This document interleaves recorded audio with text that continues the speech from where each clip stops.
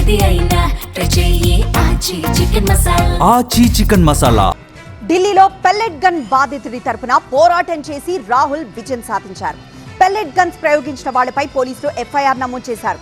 8 గంటల పాటు సంసద్ మార్గ్ పోలీస్ స్టేషన్లో రాహుల్ ధర్నా కొనసాగింది. ఢిల్లీలో విద్యార్థులపై పెల్లెట్ గన్ ప్రయోగంపై రాహుల్ గాంధీ చేపట్టిన పోరాటం ఫలించింది. పెల్లెట్ గన్ ప్రయోగంపై ఎఫ్ఐఆర్ నమోదు చేశారు ఢిల్లీ పోలీసులు. గుర్తు తెలియని వ్యక్తులపై ఎఫ్ఐఆర్ నమోదు చేశారు. సంసద్ మార్గ్ పోలీస్ స్టేషన్లో రాహుల్ ధర్నా తర్వాత ఎఫ్ఐఆర్ నమోదు చేయడానికి అంగీకరించారు. పెల్లెట్ గన్ బాధితుడు సాహిల్తో కలిసి పోలీస్ స్టేషన్లో బైఠాయించారు రాహుల్. 8 గంటల పాటు రాహుల్ పోలీస్ స్టేషన్లోనే బైఠాయించడంతో హైడ్రామా చోటు చేసుకుంది. సాహిల్ లోచబ్ కుటుంబ సభ్యులతో సంసద్ మార్గ్ పోలీస్ స్టేషన్ కు వచ్చి రాహుల్ ధర్నా చేపట్టారు. డీసీపీతో కలిసి మాట్లాడారు రాహుల్ గాంధీ. పెల్లెట్ గన్స్ ప్రయోగంతో ఓ విద్యార్థి కంటిచూపు కోల్పోయాడని రాహుల్ గాంధీ ఆరోపించారు. సాహిల్ అనే బాధితుడు పోలీసులపై ఎఫ్ఐఆర్ నమోదు చేయాలని కోరుతుంటే అధికారులు పట్టించుకోవడం లేదని రాహుల్ గాంధీ ఆరోపించారు. రాజ్యాంగాన్ని కేంద్రం ఖూనీ చేస్తోందని ఆరోపించారు. నేరం చేసిన పోలీసులను అమిత్ షా ఎందుకు కాపాడుతున్నారని ప్రశ్నించారు. ఢిల్లీలోనే ఇలాంటి పరిస్థితి ఉంటే దేశవ్యాప్తంగా పోలీస్ స్టేషన్లలో పరిస్థితి ఎలా ఉంటుందో ఊహించుకోవచ్చన్నారు రాహుల్.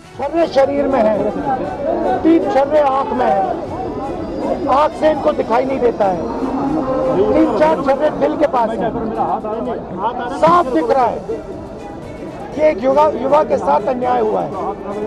और तब भी आज सुबह 11-11:30 बजे हम यहाँ आए। 1 महीने से ये घूम रहे हैं। 11:30 बजे आए, अभी 6:30 बज गए हैं, 6:45 हो गए, तब जाके एफआईआर फाइल की। రాహుల్ గాంధీ ధర్నా చేస్తున్న ప్రాంతానికి ప్రియాంకతో పాటు కాంగ్రెస్ నేతలు కూడా వచ్చారు. పార్లమెంట్ స్ట్రీట్ పోలీస్ స్టేషన్ దగ్గర భారీగా బలగాలను మోహరించారు. ఢిల్లీ సంసద్ మార్గ్ పోలీస్ స్టేషన్ ఎదుట రాహుల్ గాంధీ ధర్నాపై బీజేపీ తీవ్ర ఆగ్రహం వ్యక్తం చేసింది. రాహుల్ గాంధీ అరాచశక్తిగా మారారని విమర్శించారు బీజేపీ నేత రవిశంకర్ ప్రసాద్. ఢిల్లీ హింసపై దర్యాప్తునకు సుప్రీంకోర్టు ఉన్నత స్థాయి కమిటీని నియమించిందన్నారు.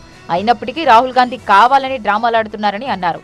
వందే మాత్రం వివాదం నుంచి దృష్టి మరల్చేందుకే రాహుల్ ధర్నా చేస్తున్నారని రవిశంకర్ విమర్శించారు.